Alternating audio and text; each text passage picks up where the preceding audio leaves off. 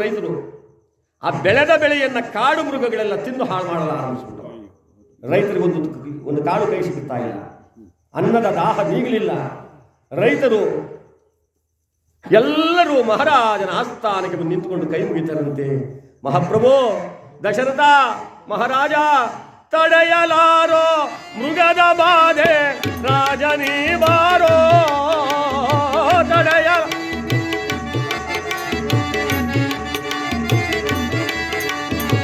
ಎತ್ತ ದುಷ್ಟ ಮೃಗವು ತಾವು ಕಷ್ಟ ಕೊಡುತ್ತಿಗವೋ ರಾಜ ಇಷ್ಟ ದುಷ್ಟ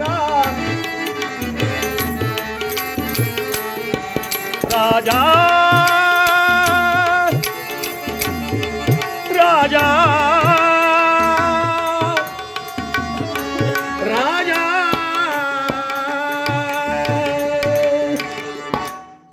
ದುಷ್ಟ ಮೃಗಗಳ ಹಾವಳಿಯನ್ನು ತಾಳಲಾರೋ ಬೇಗ ಬಂದು ಕಾಪಾಡು ಮಹಾರಾಜ ಅಂದರೆ, ಪ್ರಜೆಗಳೇ ನೀವ್ಯಾರು ಚಿಂತೆ ಮಾಡಬೇಡಿ, ನಿಶ್ಚಿಂತಿಂದಿರಿ. ಮಂತ್ರಿ ಮಹಾಪ್ರಭು ಸಕಲ ಆಯುಧಗಳನ್ನು, ಶಸ್ತ್ರಾಸ್ತ್ರಗಳನ್ನು, ರಥಗಳನ್ನು, ಸೈನ್ಯವನ್ನು ಸಿದ್ಧ ಮಾಡಿ ಇವತ್ತೇ ನಾವು ಕಾಡಿಗೆ ಭೇಟಿಗಾಗಿ ಹೋಗಿ ಆ ದುಷ್ಟ ಮೃಗಗಳನ್ನು ಸಂಹಾರ ಮಾಡಿ ಬರೋಣ. ಹೊರಡಿ. ಸೇನಾಪತಿಗಳು, ಮಂತ್ರಿಗಳು, ಸೇನಾಧಿಕಾರಿಗಳು ಎಲ್ಲರೂ ಸಿದ್ಧತೆಯಾಗಿ ಬಂದು ನಿಂತಂತೆ. ಸ್ವಾಮಿ, ಎಲ್ಲವೂ ಸಿದ್ಧತೆಯಾಗಿದೆ. ಪ್ರಜೆಗಳೇ ನೀವೆಲ್ಲರೂ ನಿಶ್ಚಿಂತೆಯಿಂದ ಹೊರಡಿ. ನಾವು ಕಾಡಿಗೆ ಹೋಗಿ ಆ ದುಷ್ಟ ಮೃಗಗಳನ್ನು ಭೇಟಿಯಾಡಿ ಬರ್ತೀವಿ. ನಾವೆಲ್ಲ ಬೇಟೆಯಾಡುವ, ಆನಂದದಿಂದ ನಲಿಯುವ.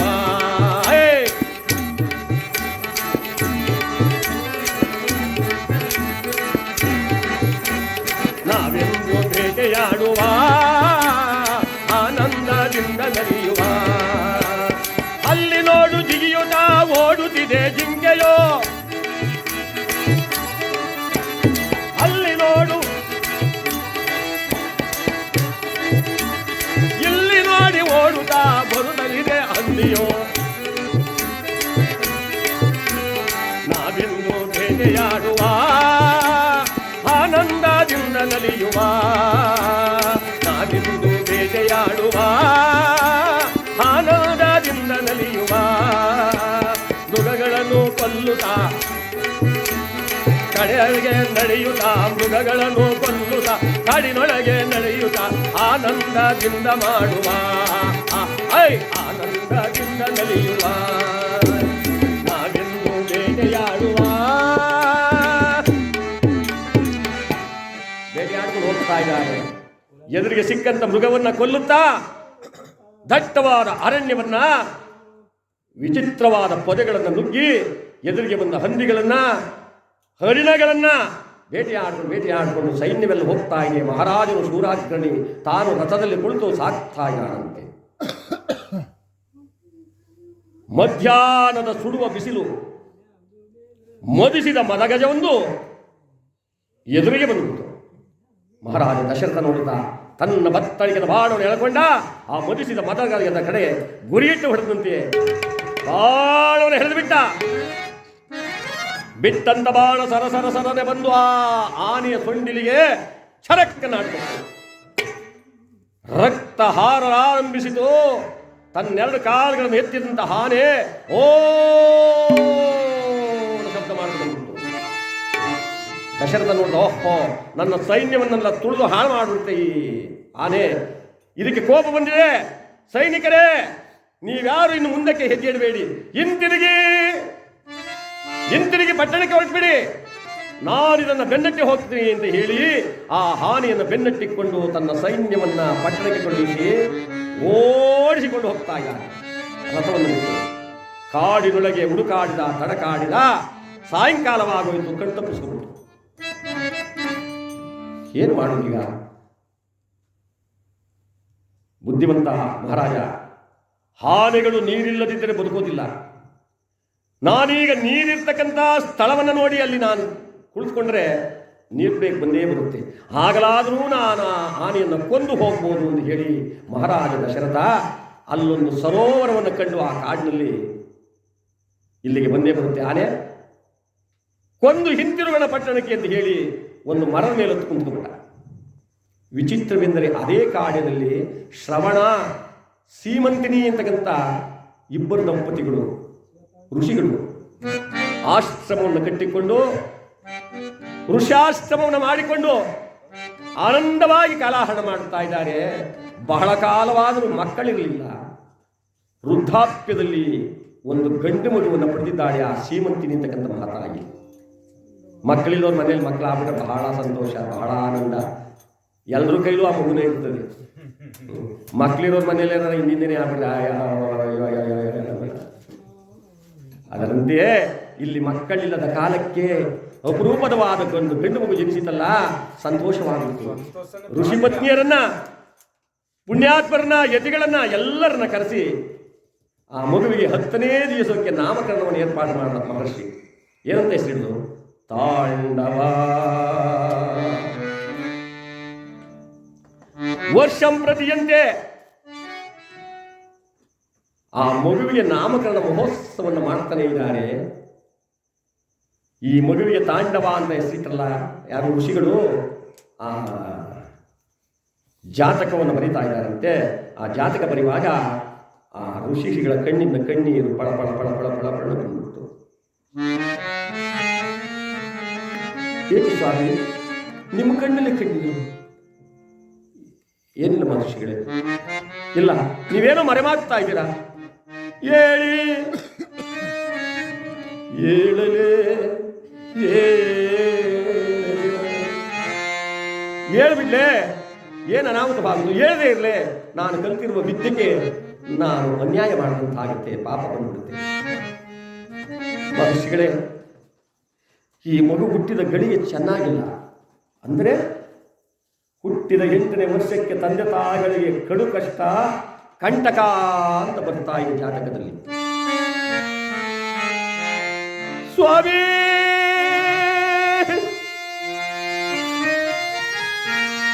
ಮಕ್ಕಳಿಲ್ಲದ ನನಗೆ ಮಕ್ಕಳು ಬೇಕು. ನಾನು ಮಕ್ಕಳನ್ನು ಎತ್ತಿ ಮುದ್ದಾಡಬೇಕು, ಆನಂದ ಪಡಬೇಕು, ಸಂತೋಷ ಪಡಬೇಕು, ಸಂತೋಷದಿಂದಿರಬೇಕು. ಮಕ್ಕಳನ್ನು ಪಡೆದರೆ ನಾನು ಆನಂದವಾಗಿರ್ತೀನಿ ಅಂತ ಹೇಳಿ ಮಕ್ಕಳನ್ನು ಪಡೆದರೆ, ಮಕ್ಕಳನ್ನು ಪಡೆದ ಮೇಲೂ ಇಂಥ ಕಡು ಕಷ್ಟವೇ?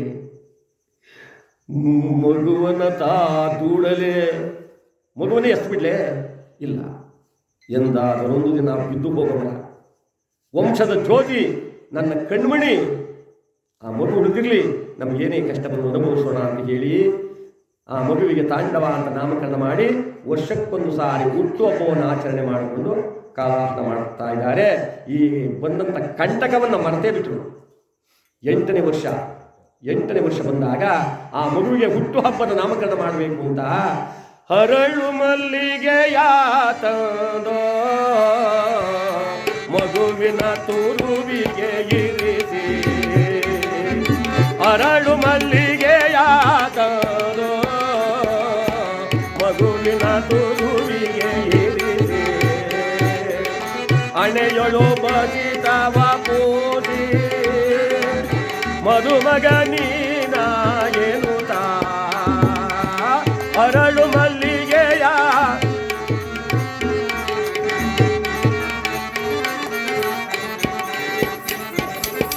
ನಾರಿ ಮುತ್ತೈದೇರೋ ಅರಸೂತ ಬಂದರು, ನಾರಿ ಮುತ್ತೈದೇರೋ ಅರಸೂತ ಬಂದರು, ಮಧುಮಗ ನೀನಾಯೇನುತ ಅರಳು ಮಲ್ಲಿಗೆಯ ಮಗುವಿನ ತುರುವಿಗೆ ಇರಿಸಿ.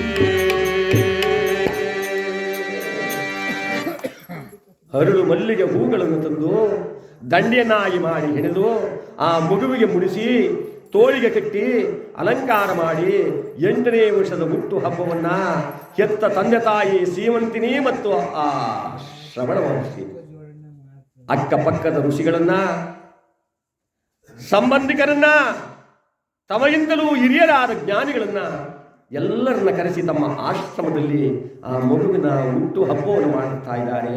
ಸಡಗರ, ಸಂಭ್ರಮ, ಸಂತೋಷ. ಯಾರಿಗೂ ತಾನೇ ಸಂತೋಷ ಆಗಲ್ಲ? ಮಕ್ಕಳ ಒಂದು ಕಾರ್ಯ ಮಾಡಬೇಕಾದ್ರೆ, ಒಂದು ಮದುವೆ ಮಾಡ್ತಾ ಇರಬೇಕಾಗ್ಲಿ, ಒಂದು ಶಾಸ್ತ್ರ ಮಾಡ್ತಾ ಇರಬೇಕಾಗ್ಲಿ, ತಮ್ಮ ಮಕ್ಕಳನ್ನ ನೋಡ್ತಾ ಇದೆ ಆ ಎತ್ತಂತವರಿಗೆ ಅದಕ್ಕಿಂತ ಸಂತೋಷ ಜಗತ್ತಿನಲ್ಲಿ ಯಾವುದೂ ಇಲ್ಲ. ಆನಂದವಾಗುತ್ತೆ. ಈ ಶ್ರವಣ ಮತ್ತು ಸೀಮಂತಿನಿ ಆ ತಂದೆ ತಾಯಿಗಳಿಬ್ಬರು ಕೂಡ ಬಂದಂತ ಎಲ್ಲರಿಗೂ ಅರಿಶಿನ ಕುಂಕುಮವನ್ನು ಕೊಡ್ತಾ, ಹಣ್ಣು ಹಂಪಲನ್ನು ಕೊಡ್ತಾ, ತಾಂಬೂಲವನ್ನು ಕೊಡ್ತಾ, ನನ್ನ ಮಗುವಿಗೆ ಆಶೀರ್ವಾದ ಮಾಡಿ, ನನ್ನ ಮಗುವಿಗೆ ಎಲ್ಲರೂ ಆಶೀರ್ವಾದ ಮಾಡಿ ಅಂತ ಕೇಳಿಕೊಳ್ತಾ ಆ ಕಡೆಯಿಂದ ಈ ಕಡೆಗೆ ಓಡಾಡುತ್ತಾ ಇದ್ದಾರೆ ಸಂಭ್ರಮದಲ್ಲಿ. ವಿಧಿಯಾಟ.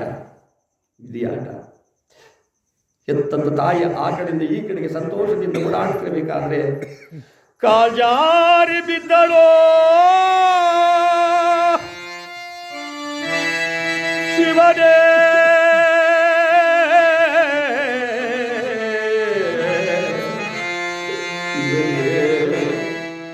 ಕಾಲ್ಜಾರಿ ಢಮ್ಮನ ಕಲಿತು ಬಿದ್ದ ತಕ್ಷಣ ಆ ಬುಳ್ಳೆ ನೆಲಕ್ಕೆ ಬಡಿಯಿತಲ್ಲ, ನೆಲಕ್ಕೆ ಬಡಿದಾಗ ಪೆಟ್ಟು ಹತಿಯಾಯಿತು. ಕಣ್ಣುಗಳಿಂದ ಪಟ್ಟನೆ ರಕ್ತ ಬರಿಯಲಾರಂಭಿಸಿದಂತೆ ರಕ್ತ ದಳ ದಳ ದಳ ದಳ ದಳ. ದೂರದಲ್ಲಿ ನಿಂತಿದ್ದ ಶ್ರವಣ ಮಹರ್ಷಿ ನೋಡ್ದ, ದೇವಿ ನಿನಗೇನಾಯಿತೆ, ಏಕೆ ಬಿದ್ದೆ ಎಂದು ಆ ಕಡೆಯಿಂದ ತಾನು ಬರಲು ಹೋದ್ನಲ್ಲ. ಹೆಂಡತಿಯ ಕಣ್ಣಿಂದ ಅರಿದ ನೆತ್ತರದ ಮೇಲೆ ಕಾಲಿಟ್ಟ ಶ್ರವಣ ಆ ಕಾಲು ಜಾರಿ ತಾನು ಕೂಡ ಅಮ್ಮನ ಕಳೆದುಕೊಂಡ ತನ್ನೆರಡು ಕಣ್ಣುಗಳನ್ನ ತಂದೆ ತಾಯಿಗಳಿಬ್ಬರೂ ಕುರುಡರಾದರು. ಬಂದಿದ್ದವರೆಲ್ಲರೂ ಒಂದು ಕಡೆ ಸಂತಸ, ಇನ್ನೊಂದು ಕಡೆ ದುಃಖ. ಅಲಂಕಾರ ಭೂಷಿತನಾಗಿ ಮಧುವಣಿಗನಂತೆ ಕುಳಿತಿದ್ದ ಆ ತಾಂಡವ 8 ವರ್ಷದ ಬಾಲಕ ಮೇಲಕ್ಕೆದ್ದ. ತಂದೆ ತಾಯಿಗಳಿಬ್ಬರನ್ನು ತಪ್ಪಿಕೊಂಡ. ನನ್ನನ್ನು ಪಡೆದದಕ್ಕಲ್ಲವೇ ನಿಮಗೆ ಈ ಕಷ್ಟ ಬಂದದ್ದು, ಹುಟ್ಟಿದಾಗಲೇ ನನ್ನನ್ನು ನೀವು ಕುತ್ತಿಗೆ ಹಿಸುಗಿ ಸಾಯಿಸಬಾರ್ದಾಗಿದ್ದೀರಲ್ವ, ನೀವಾದರೂ ಚೆನ್ನಾಗಿರ್ತಿದ್ರಿ ಅಲ್ವಾ, ಈ ಪಾಪಿಯನ್ನು ಉಳಿಸಿಕೊಳ್ಳಲೋಸುಗ ನನ್ನನ್ನು ಎತ್ತು ನೀವೆಂತಹ ಕಷ್ಟಕ್ಕೆ ಗುರಿ ಹಾಕಿಬಿಡಿ ತಾಯಿ, ಅಪಾತ ಹೇಳಿ ತಂದೆ ತಾಯಿಗಳಿಬ್ಬರ ಕೊಳನ್ನು ತಬ್ಬಿಕೊಂಡು ಮಗು ಅಳುತ್ತಾ ಇದೆ. ಅಮ್ಮ, ನೀವು ದುಃಖಿಸಬೇಡಿ, ನೀವು ಚಿಂತೆ ಮಾಡಬೇಡಿ, ನಾನಿದ್ದೀನಲ್ವಾ, ಯಾಗಪ್ಪ ಸಾಕ್ತೀಯೋ ನಮ್ಮನ್ನ, ಕಣ್ಣಿಲ್ಲದ ನಮ್ಮನ್ನ ಬಾಲಕನಾದ ನೀನು ಯಾವ ರೀತಿ ನಮ್ಮನ್ನು ಕಾಪಾಡುತ್ತೀಯೋ ತಾಯಿ, ನೀನು ನನ್ನನ್ನ ಗರ್ಭದೊಳಗೆ ಒತ್ತು ಸಾಕಲಿಲ್ವೇ, ನಾನು ಹಾಗೆ ನಿಮ್ಮನ್ನ ಹೆಗಲ ಮೇಲೆ ಹೊತ್ತುಕೊಂಡಾದ್ರೂ ಹೋಗಿ ಹಳ್ಳಿಗಳಲ್ಲಿ ಬೀದಿಗಳಲ್ಲಿ ಭಿಕ್ಷೆ ಬೇಡಿ ಆಗಲಿ ನಿಮಗೆ ಅನ್ನವನ್ನು ತಂದು ಕೊಟ್ಟು ನಾನು ನಿಮ್ಮ ಪ್ರಾಣ ಉಳಿಸ್ತೀನಿ, ನಿಮ್ಮನ್ನು ಕಾಪಾಡ್ತೀನಿ, ನೀವು ದುಃಖ ಪಡಬೇಡಿ ಬಂದಿ.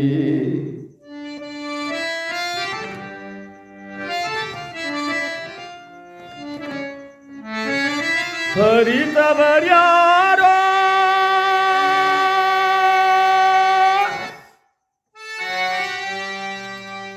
ವಿಧಿ ನಿನ್ನ ಮಾಯೆಯ ಬಲ್ಲವ ಯಾರಿಗಾರೋ ದೇವಾ ಅರಿಯಲ ಸಾಧ್ಯವೋ.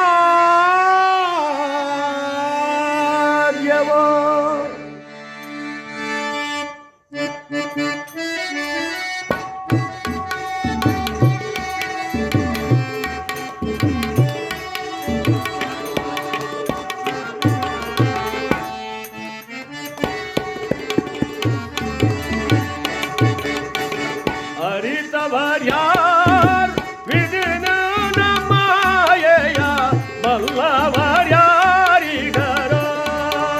ದೇವ ಅರಿಯಲ ಸಾಧ್ಯವೋ.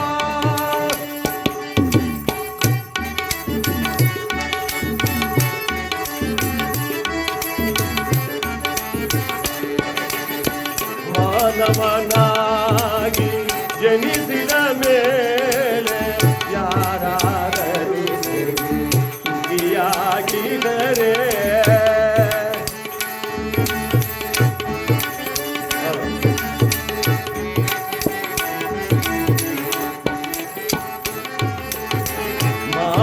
ಮಾನವರಾಗಿ ಜನಿಸಿದ ಮೇಲೆ ಯಾರಾದರೂ ಸುಖಿಯಾಗಿದರೆ ಭೋಗವಿದ್ದರು ಸರಿ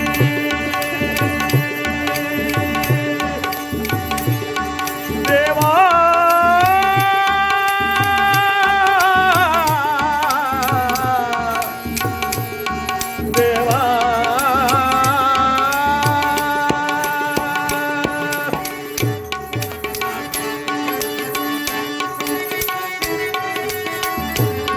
ಭೋಗವಿದ್ದರೂ ಸರಿ, ಭಾಗ್ಯವಿದ್ದರೂ ಸರಿ, ಭೋಗವಿದ್ದರೂ ಸರಿ, ನೀನಾಡಿಸಿದಂತೆ ಆಡಲೇಬೇಕು.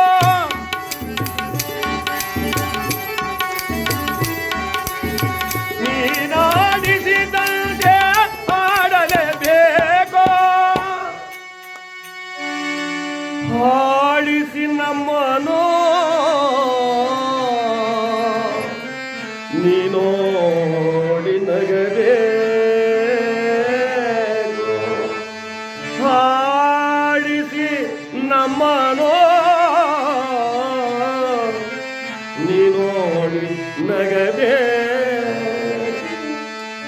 ಅರಿತವರ್ಯಾರು ವಿಧಿ ನಿನ್ನ ಮಾಯೆಯ ಬಲ್ಲವರ್ಯಾರಿಗರೋ ದೇವ ಹರಿಯಲಾದ.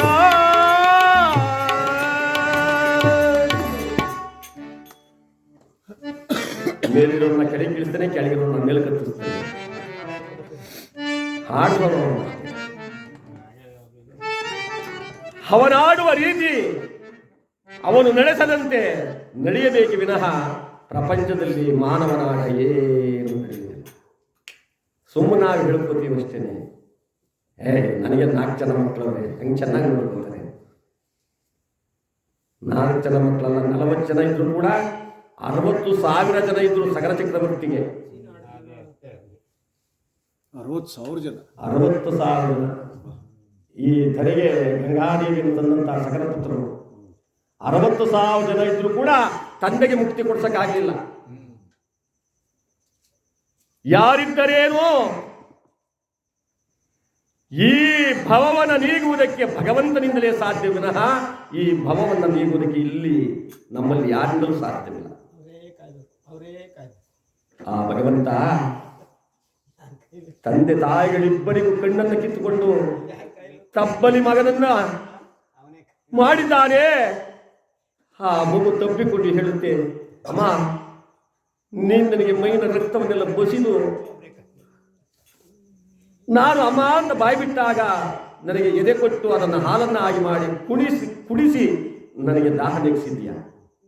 ನವಮಾಸಗಳು ಒಂದು ಹೆಜ್ಜೆ ಇಟ್ಟರೆ ನನ್ನ ಮಗು ತೊಂದರೆ ಆಗುತ್ತೆ ಅಂತ ಹೆಜ್ಜೆ ಇಡುವಾಗ ಒಂದೊಂದು ಕ್ಷಣಕ್ಕೂ ಯೋಚನೆ ಮಾಡಿ ಹೆಜ್ಜೆ ಇಟ್ಟಿದ್ದೀಯಾ ನಾನು ಹೊಟ್ಟೆಲಿದ್ದಾಗ. ಹೀಗಿರುವಾಗ ನಾನು ನಿನ್ನನ್ನು ಹೊತ್ತುಕೊಂಡು ಹೋಗಿ ಸಾಕ್ತೀನಮ್ಮ, ಹೆಗಲ ಮೇಲೆ ಹೊತ್ತು ಸಾಕ್ತೇನೆ, ಬನ್ನಿ ಬನ್ನಿ ಎಂಬುದಾಗಿ ಒಂದು ಗಡಿಗೆ ಒಂದು ತಟ್ಟೆ ಹಿಡ್ಕೊಂಡು ಹಳ್ಳಿಗೆ ಹೊರಟನಂತೆ, ಕಾಡನ್ನು ತೊರೆದನಂತೆ. ಜಗಲಿಯ ಮೇಲೆ ತಂದೆ ತಾಯಿಗಳಿಬ್ಬರನ್ನು ಕುಂದಿಸ್ತಾನೆ. ಅಲ್ಲಲ್ಲಿ ಕೊಟ್ಟಂತ ಕೆರಕಲನ್ನವನ್ನ ಕೊಟ್ಟಂತಹ ಕೂಳನ್ನು ತಂದು ತಂದೆ ತಾಯಿಗಳಿಬ್ಬರಿಗೂ ತಿನ್ನಿಸ್ತಾನೆ. ಕೂಡಲು ಉಳಿದರೆ ತಾ ಊಟ ಮಾಡುತ್ತದೆ, ಉಳಿಯದಿದ್ದರೆ ಉಪವಾಸ. 10 ಹಳ್ಳಿಗಳಲ್ಲಿ ತಿರುಗಿ ಅನ್ನವ ಕೊಡಿರೆ ತಿಂಡಿಯ ಕೊಡಿರೆ ತಿನ್ನಲು ಅನ್ನವ ನೀಡಿತಾಯೇ. ಅನ್ನವ ಕೊಡಿರೆ ತಿಂಡಿಯ ಕೊಡಿರೆ ತಿನ್ನಲು ಅನ್ನವ ನೀಡಿತಾಯೇ. ಮುನ್ನ ನಿಮ್ಮ ಪರಶಿವ ಮೇಕುವ ಅನ್ನವ ಕೊಡಿತಾಯೇ. ಮುನ್ನ ನಿಮ್ಮ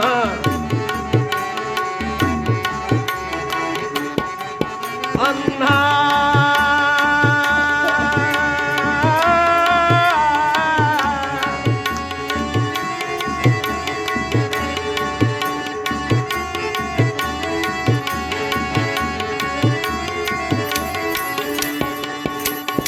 ಅಂದರಾದ ನನ್ನ ತಂದೆ ತಾಯಿಗಳಿಗೆ ಅನ್ನವ ನೀಡಿರುವ ಅಮ್ಮ ಅಪ್ಪ.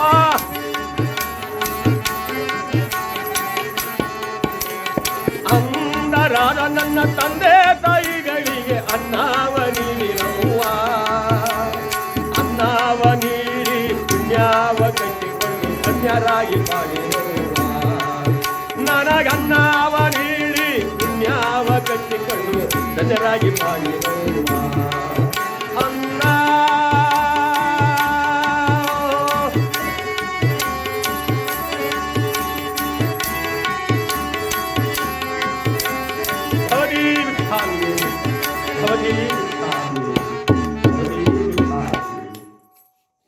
ಬೇಡಿದ್ದಾಯಿತು. ತಂದೆ ತಾಯಿಗಳಿಬ್ಬರನ್ನ ಕಾಪಾಡೋದಕ್ಕೆ ಹಳ್ಳಿಗಳೆಲ್ಲ ಮುಗಿದೋ.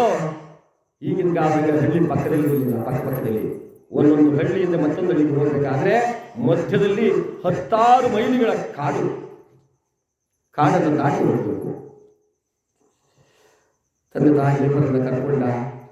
ಈ ಹಳ್ಳಿಗಳೆಲ್ಲ ಮುಗಿದೋಯ್ತಮ್ಮ, ಇನ್ನು ಸ್ವಲ್ಪ ನಾವು ದೂರದ ಹಳ್ಳಿಗೆ ಹೋಗೋಣ ಬನ್ನಿ ಅಂತ ಹೇಳಿ ಗಡಿಗೆ ಒಂದನ್ನು ಕೈ ಹಿಡಿದುಕೊಂಡು, ಒಂದು ತಟ್ಟೆ ಹಿಡ್ಕೊಂಡು, ಆ ಕಡೆ ತಾಯಿ ಈ ಕಡೆ ತಂದೆ ಇಬ್ಬರ ಕೈ ಹಿಡ್ಕೊಂಡು ಬನ್ನಿ ಬನ್ನಿ.